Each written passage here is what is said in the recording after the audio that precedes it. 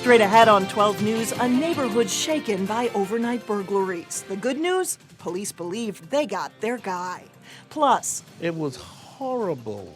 The conflict was unbearable. He survived Vietnam. Now, how a Brooklyn Park man hopes to help other wounded veterans. And a little later, hop aboard and enjoy the view. One of the best ways you can enjoy fall.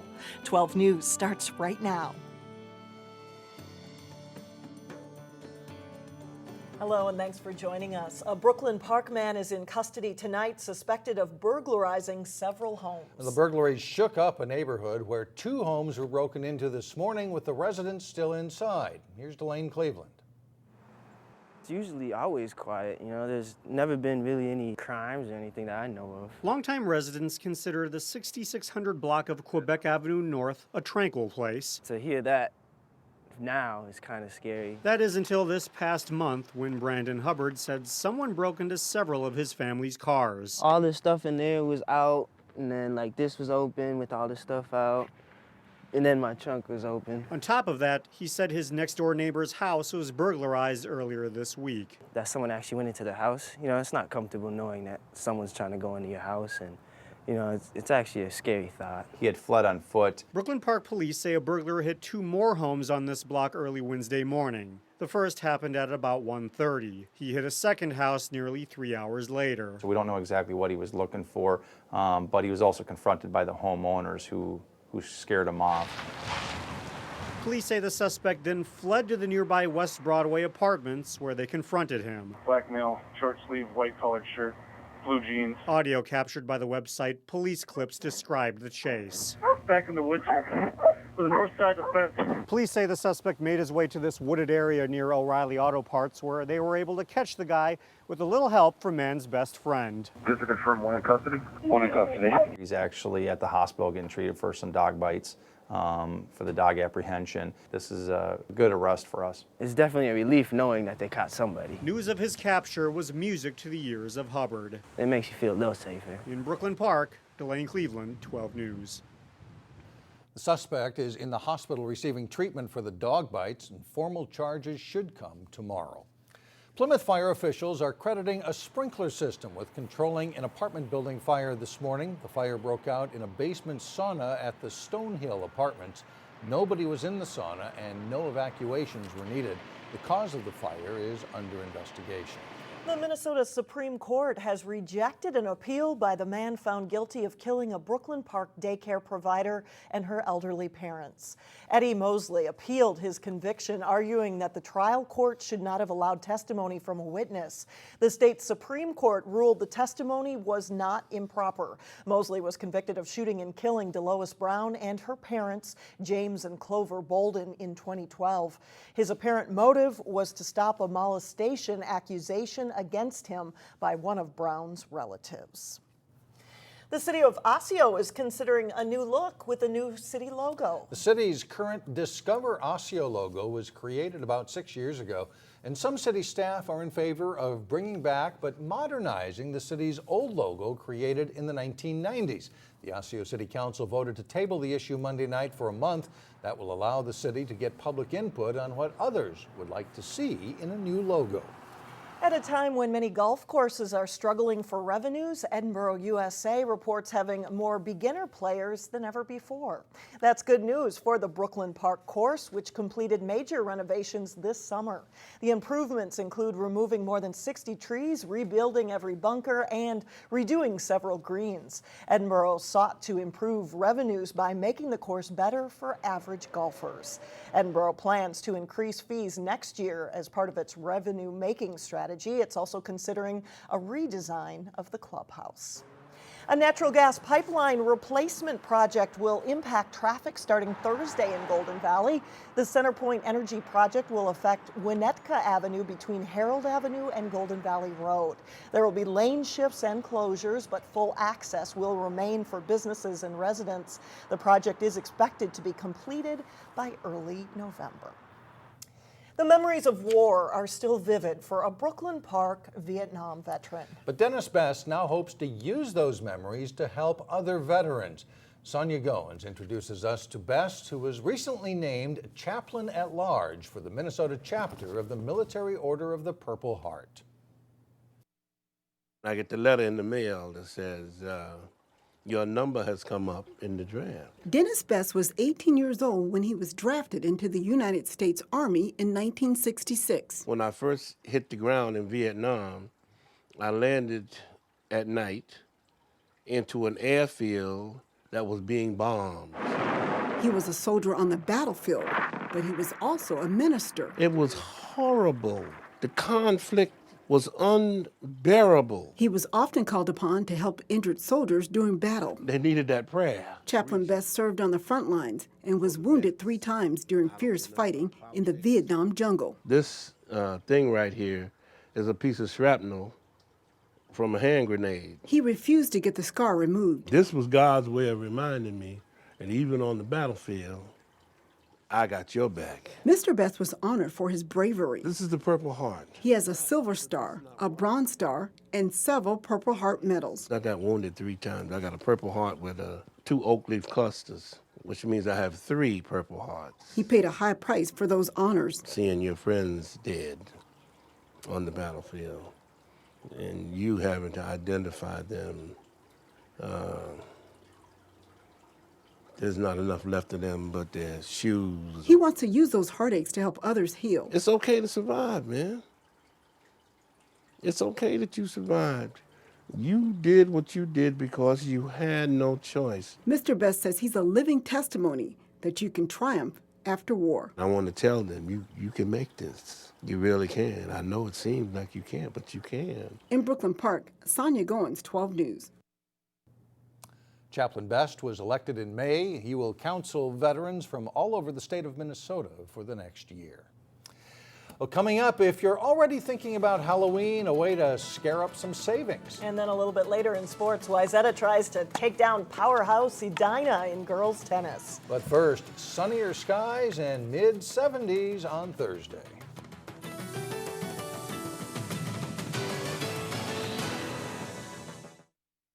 The National Retail Federation says nearly 30% of consumers shop for Halloween during September. And if you are one of those early birds looking for a deal, we have the place for you to find a costume. Reporter Shannon Slatton gets help from the experts in today's Money Savers to help you find a trendy costume. This dress with a little white face paint, braids, your Wednesday Addams. Arcs Value Village has 2 new guest stylists to add to their popular and free personal shopper program. Yeah, come with an open mind and I'm sure you'll find something fabulous. Sarah Colvin has worked in the British fashion industry. It was a dream job, so I can shop for a living. Asa DiCarlo has 15 plus years in fashion. The boutique is an amazing place to come and get inspired and find ideas. They helped us navigate the Halloween Boutique, which is the store's largest seasonal event of the year.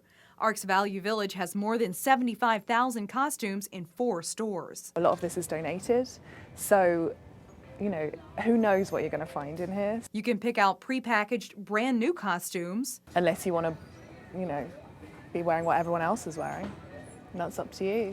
But if you have an open mind, you can come up with something much more creative. This little social butterfly. Grab butterfly wings, add social media icons, and you are a social butterfly. Or how about a queen bee? So the next costume I have is a queen bee costume. So as you see, draw inspiration from what you find on the racks. So you get a full-on bridesmaid dress, crimp your hair, wear the wrong color foundation, frosted makeup, you're a bad taste bridesmaid. You could just put this on over what you're wearing right now and be a fortune teller. Or look to Hollywood for inspiration. Ziggy Stardust, or even Michelle Pfeiffer in Scarface. I found this amazing old bridesmaid dress. Throw on some glitter, braid your hair back. You're Elsa from Frozen. With a hairband, shoes, dress, you're the girl from Great Gatsby. And when in doubt, with the Walking Dead popularity, zombies, of course. Know that zombies are hot. Throw blood on any costume and you can zombify it. Or again, a zombie 70s fashionista. Throw a load of blood on it, get a few scars.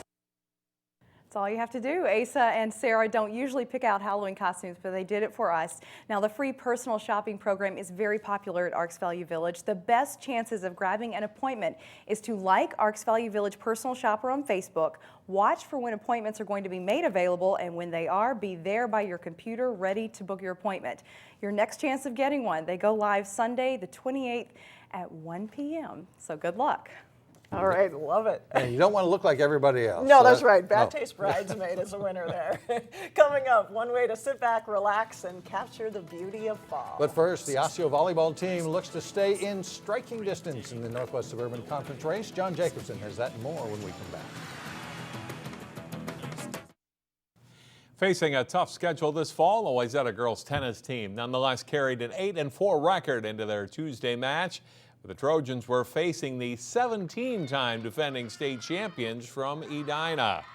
Number one singles play, Kelly Yang in the far court for the Trojans, meeting Edina's Caitlin Merzbacher, and Yang gets Merzbacher moving and then dumps the shot into the open side of the court for a point. First doubles play, Edina's Sophie Reddy and Mackenzie Marinovich in the near court. Marinovich gets the winner against the Trojans, Haley Keene and Sam Stevenson. Number two singles, Edina's Kelly Rieger in the far court, meeting Wayzata's Jenica Zhang, and Rieger finds the open spot for a winner on her way to a win. At second doubles play, it's Hannah Hankinson and Katie Engelking, meeting Wayzata's Laura Moyner and Allie Wenner. The Trojans get the quick point. They're excited about that. Third singles play, Edina's Margot Boyer facing Wayzata's Rachel Astashinsky. Boyer hits the backhand winner here, and Edina goes on to beat Wayzata 5-2. Breck and Benilde St. Margaret's have each had pretty good success in boys soccer in recent years. The two Highway 100 neighbors met up Tuesday in Golden Valley. Breck makes it look easy here. Eric Horstman to Andrew Stumpfig for the tap-in goal, and the Mustangs take a 1-0 lead on the Red Knights. Mustangs goal. And here's a defender's worst nightmare. The clearing attempt is mishit, and Avi Eller is right there to pounce on the Benilde miscue for another Breck goal. Down 3-0, Benilde's best chance of the first half comes from Jerry Callinger. His shot sails over the crossbar. The Red Knights trail at 3-0 at halftime. Second half now, Benilde generates a scoring chance, but the header from Aiden O'Driscoll is wide to the left of the net, and the score remains the same. Stumpfig will set up Eller with a nice pass, and he'll score to make it 4-0. Breck goes on to win it 4-1.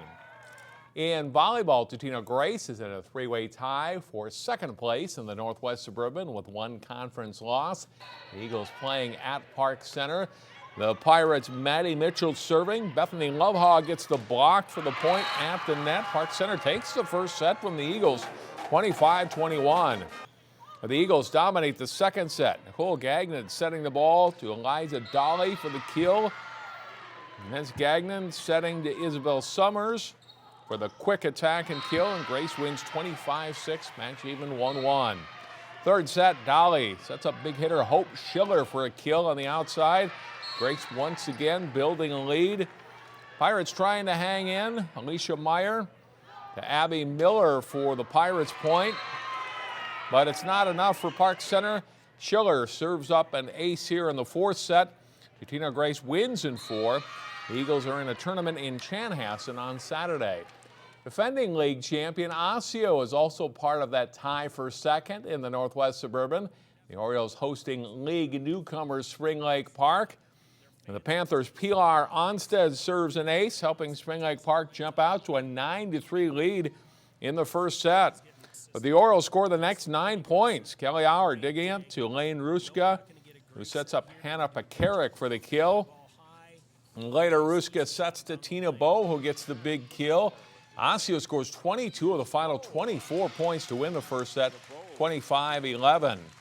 Former Maple Grove assistant Joy Johnston is now the head coach for Spring Lake Park, and not much changes for her team in the second set. Auer digs direct to Pekarik for the big swing and kill for the Osseo point. And a great point here. Bowe in the front row passing instead of attacking, and Shia Sanders hammers it home from the middle. Orioles win 25-11. And Osseo fans have plenty to cheer about this night. Courtney Calkins knocks down the Panthers' overpass for a point. Osseo sweeps Spring Lake Park in 3. and they stay within a game of league leader Chaplain Park in the Northwest Suburban. And that's a look at sports Good for today. players there. Yeah, Thanks it's a very lot, good. John. In Local Vote 2014, voters in the Osseo School District have plenty of candidates to choose from. 9 people running for 3 positions there, and today we'll hear from 2 more of them. Susan Brown Whistler is a professor at North Hennepin Community College, and Jessica Craig is a mother of 3 who's active in PTO. Hello, I'm Jessica Craig, and I'm running for school board in District 279. I'm the mother of 3 girls, 2 of whom are school age and attend Fernbrook Elementary. I'm a former state employee working for the Minnesota House of Representatives, serving in a nonpartisan role. The first thing to say is that I'm grateful for the work the board has done. However, I recently learned that our district was cited by the federal government for over-identifying young minority males into special education. With changing demographics in our district, this is a conversation we must be comfortable having. I am hearing from district employees that perhaps training faculty for cultural differences is a good idea. We also need to ensure that we are being good stewards of federal funding and taxpayer dollars. As a board member, I hope to bring a fresh perspective for student achievement. Check out my website, jessicacraig.net, to learn more. My name is Susan Brown Whistler. I feel this is the right time for me to fulfill the dream I've had for many years. I've spent my life in education, over 20 years as a student and nearly 30 years as a teacher.